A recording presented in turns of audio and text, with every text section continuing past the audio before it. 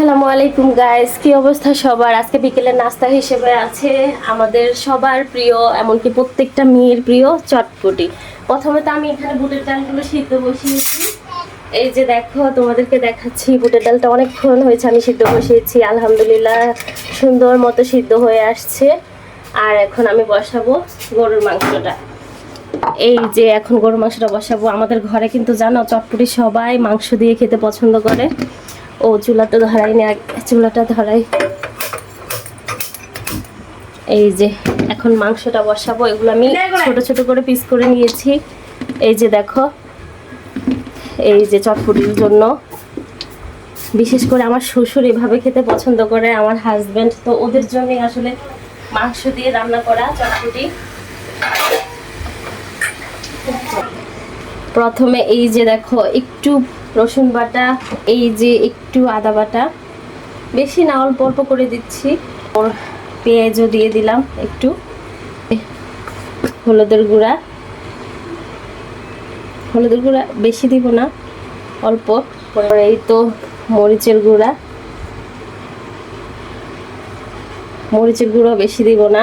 এই যে এই ছোট চামচের আমি 2 চামচ দিয়েছি।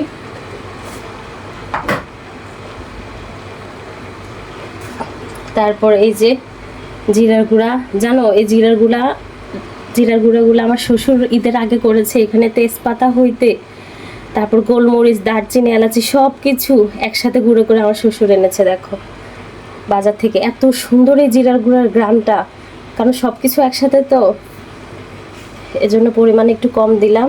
এই চামচের 3 চামচ দিয়েছি আমি। তারপর এই তো লাস্টে হচ্ছে লবণ। লবণটা এখন একটু পরিমাণ মতো দিলাম, পরবর্তীতে লাগলে আবার দিব।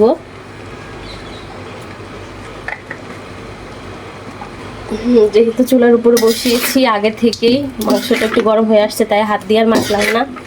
এই যে আমি একটু খুন্তি দিয়ে নাড়াচাড়া করে সমস্ত মশলা যাতে গরু মাংসের সাথে মিশে, তো ওরকম করে নাড়াচাড়া দিচ্ছি। আর এই তো লাস্টে দিয়ে দিলাম একটু পরিমাণ মতো সয়াবিন তেল। এই তো, আর লাস্টে এই তো ঢাকনাটা দিয়ে দিলাম। আসলে কি জানো, এইটার মাপে আমাদের কোনো ঢাকনা নেই, তাই এই স্টিলের এটাই ঢাকনা আমাদের এখন। তো এটা দিয়ে ঢাকনা দিলাম। আর এই তো চটপটির ডাল সিদ্ধ হয়ে আসছে, রেডি। এই তো চটপটির ডালগুলো সিদ্ধ হয়ে আসছে, এখন অপেক্ষা শুধু কখন আমরা সবাই চটপটি খাবো। গরুর মাংসটা হলেই চটপটি আমাদের রান্না হয়ে যাবে। তো ততক্ষণে তোমরা ভালো থাকো, আল্লাহ হাফেজ।